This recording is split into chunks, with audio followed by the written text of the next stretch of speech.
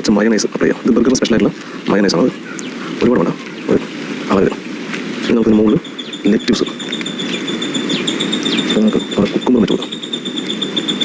അതിനകത്ത് ക്യാപ്സിക്കം, തക്കാളി. നമുക്ക് ഇതിന് മുകളിൽ സോസ് വയ്ക്കാം. ഇത് നമ്മൾ തന്നെ ഉണ്ടാക്കിയ സോസാണ്. കുറേ സോസുകൾ ചേർത്തിട്ട് ഉണ്ടാക്കിയ സോസാണ്. ഇതിൻ്റെ വീഡിയോ നമുക്ക് പിന്നീട് ഒരു ദിവസം ചെയ്യാം. നമുക്ക് ഇതിന് മുകളിൽ ചിക്കൻ്റെ കട്ട്ലറ്റ് വെച്ച് കൊടുക്കാം. ഇതിന് മുകളിൽ നമ്മുടെ സ്പെഷ്യൽ സോസ്, നമ്മൾ മിക്സ് ചെയ്ത സോസ് അല്പം രണ്ട് ഉള്ളി അപ്പുറം വെച്ച് കൊടുക്കാം.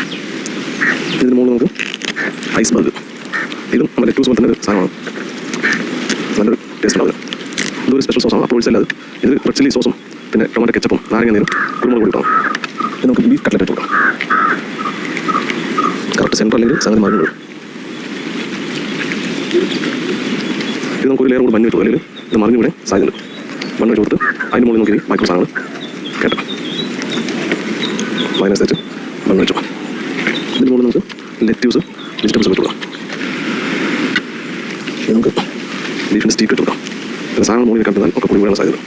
അതിന് മുകളിൽ കുറച്ച് മസ്റ്റാർഡ് സോസ്, ഇത് കുറച്ച് പുറത്ത് കാമ്പ് ഭംഗിൻ്റെ ആവശ്യം. ഇത് ബർഗറിന് സ്പെഷ്യലായിട്ട് ഉള്ള മയോണൈസാണ്. ഇതിലേക്ക് കുറച്ച് ചീസ് ലെയറും കൂടെ വെച്ച് കൊടുക്കണം. ചീസ് ലെയർ ചൂടാക്കി മെൽറ്റാക്കി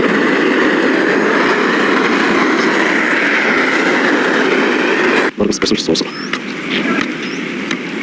നമുക്ക് സോസ് ചെയ്തിട്ട് കൊടുക്കാം.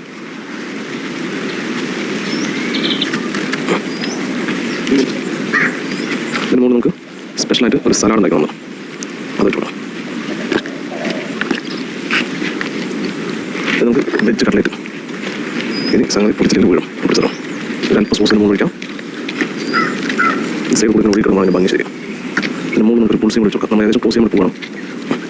രണ്ട് ലെറ്റ്യൂസും കൂടി വെച്ചിട്ട് നമുക്ക് ക്ലോസ് ചെയ്യാം. ബണ്ണ് വെച്ച് നമുക്ക് ക്ലോസ് ചെയ്യാം. സംഗതി കൈവിട്ട് വീഴില്ല, വീഴാനായതാണ്.